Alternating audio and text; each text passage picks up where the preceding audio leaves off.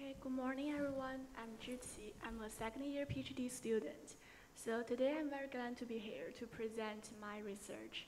I'm going to give you an introduction about a review regarding to geometry updating for building digital twins. So first of all, I will elaborate on the state of the art in practice and in research. And then I will give you a new geometry-based object class hierarchy. So, one of the biggest challenges in the AEC industry is the poor project performance due to the lack of timely progress monitoring and quality control. So it has been estimated that around 30% of projects are delivered on budget and on time.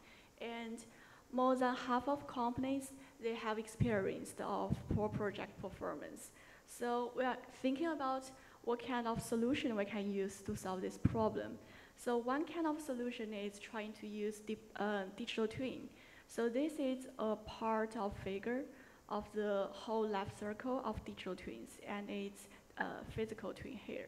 So we can see here is a timeline during the construction of the building. And this right line here is considered as final as designed BIM model, which has been approved by the clients. So we consider this as designed BIM model as our design intent, as our benchmark to help us doing progress monitoring and quality control. And this longer red line here is a final as built BIM model. So we try to compare the design intent here with the as-built physical asset, the as-is status during the construction of the building. Try to compare these two different data sets and try to update the information of the updated digital twins geometry. So if I can have this information, I can use this information to monitor the progress and control the quality. And this is our motivation. So my research is about how to maintaining these geometric digital twins, how to make it dynamic and updated. Basically, I have two kinds of data set as inputs.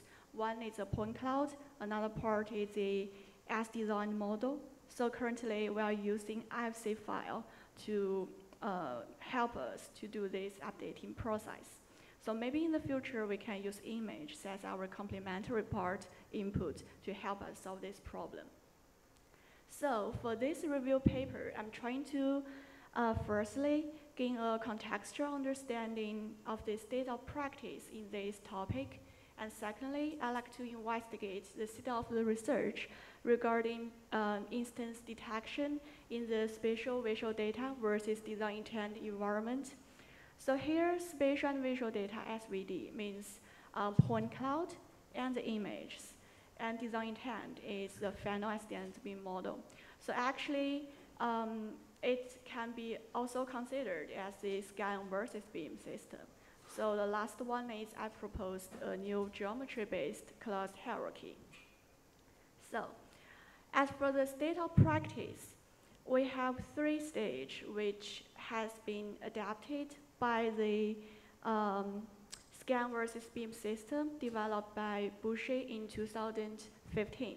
So basically, it has three stages. The first one is design intent geometry to spatial and visual data registration. It is a solved problem in practice.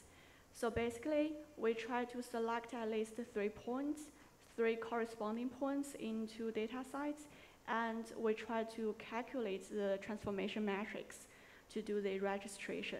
The second stage is instance detection and segmentation in SVD versus design intent environment.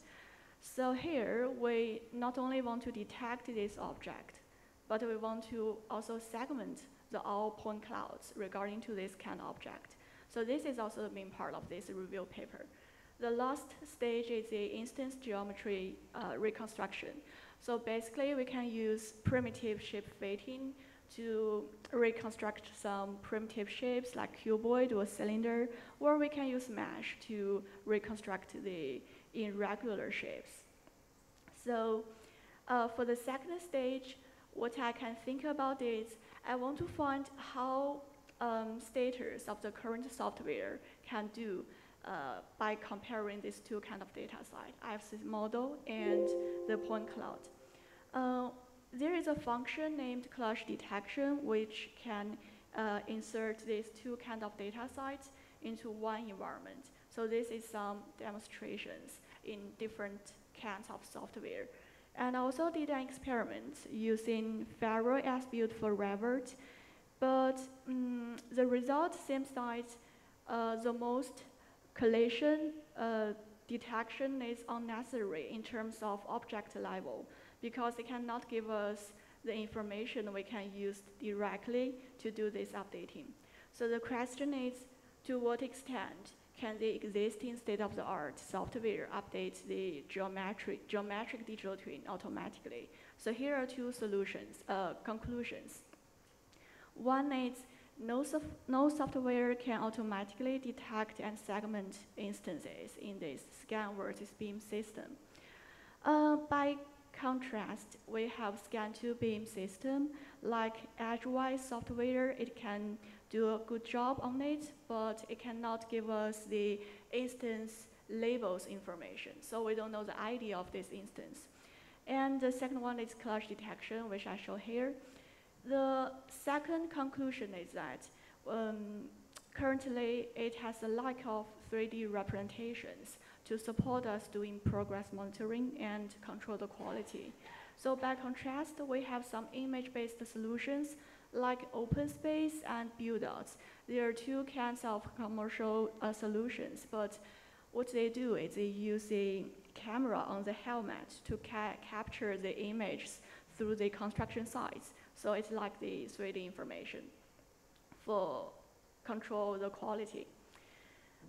So as for the state of the research, this is the first stage, registration. So basically, for the design intent geometry to point cloud registration, there are two kinds of registrations, the coarse registration following by fine registration. So we always use RANSAC and its variants to extract planes or lines and calculate transformation metrics. And for the refinement, we always use ICP and its variants to do it. And for the design intent geometry to image registration, basically we want to retrieve the pose of the camera in the coordinate system of the design intent. So we try to find the same perspective to get these two images from the as-designed model as a point cloud, try to make this registration. And the second stage is the instance detection and segmentation. This is a figure to show different methods. So for the point cloud versus design intent detection, I have three workflows. The first one is we try to compare as-built point cloud versus as-designed point cloud. So it requires that we firstly transfer the as-designed beam model into the point cloud dataset and try to then make the comparison.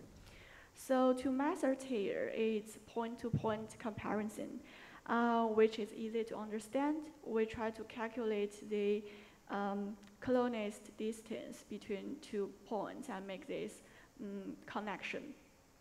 But the drawback is it cannot detect instance when the duration of the position or orientation is larger than the threshold. The second method is use half transfer. But in 3D view, it is complex, it is computational complex, and sometimes it can be failed to detect the highly occluded objects. So the second workflow is we directly compare the point cloud with the design intent geometry. So feature-based method here means we extract the features like the color, the connection relations, or the materials, or the length of the object to help us doing the detection. But it requires that as-built must be the same as designed. And if the occlusion or noise is really high, it has not such good performance. And the second method is point-to-surface comparison. It's similar to a point-to-point, and it cannot extract all points corresponding to that instance. The last one is the most robust one. It's using ransack to do it. But the main drawback is it can only detect the primitive shapes. So for some irregular shape like sprinkler or terminal, it cannot do very well. So the last workflow is we try to convert the point cloud to mesh and then compare these two mesh inputs, such as we can use spins images. But because by converting these points to the mesh, we may lose the information of the point, so it cannot such good for us to use to do this detection. And also, if the object is really small and is highly occluded, we cannot detect it. And the last one is image-based instance detection. So basically, we use CNN variants like RCNN or faster RCNN to help us detect the bounding box of these objects. But the drawback is it lacks the 3D information for us to do the quality control. And the last stage is the geometry reconstruction. So why we need it? Because we want to convert the low-level digitized 3D data as point cloud to the high-level information-rich 3D formats. So there are two kinds of methods: primitive shape-based representation and tessellation. Here are some demonstrations of this tessellation.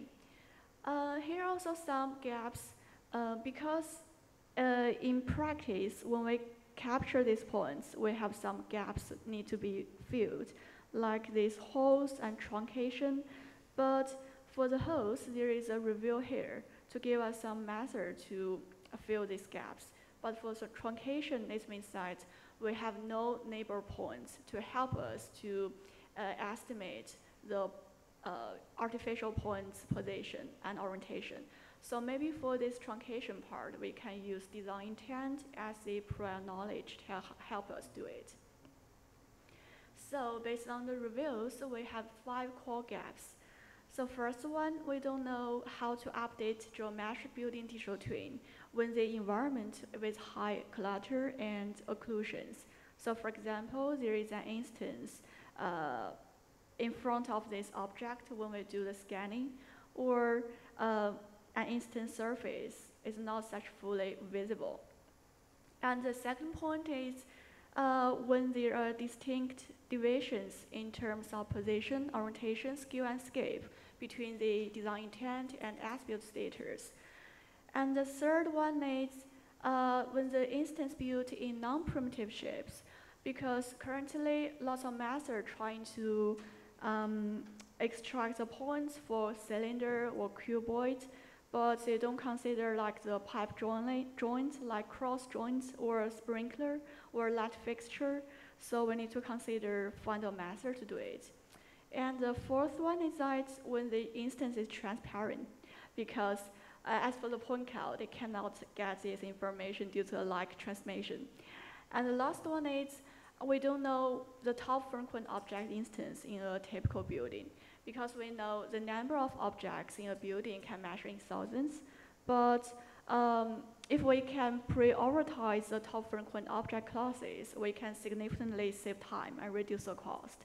So based on this final gap in knowledge, what we want to do is we want to rank the classes in a typical building and try to just automate the top 10 objects.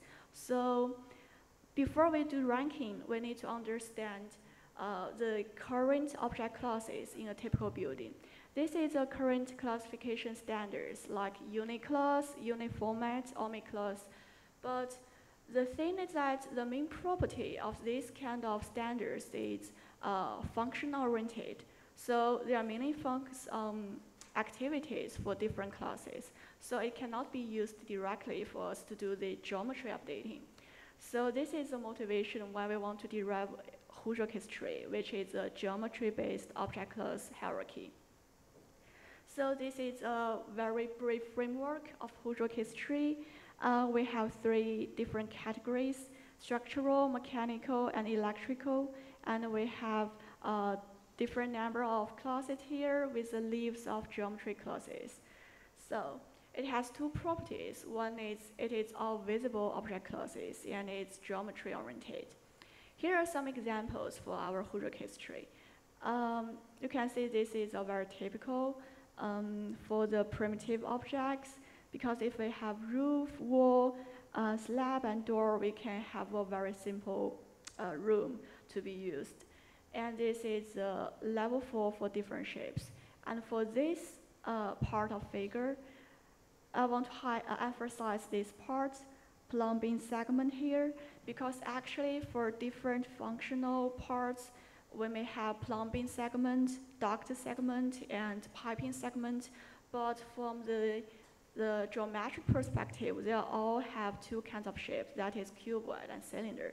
So in the Hudrokis tree, what we will try to do is we try to merge these different classes with different functions but the same shape into the one class in this kind of shape, in this kind of standard.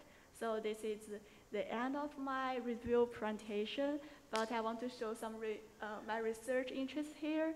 So if you are interested in it, you can contact me. Thank you so much.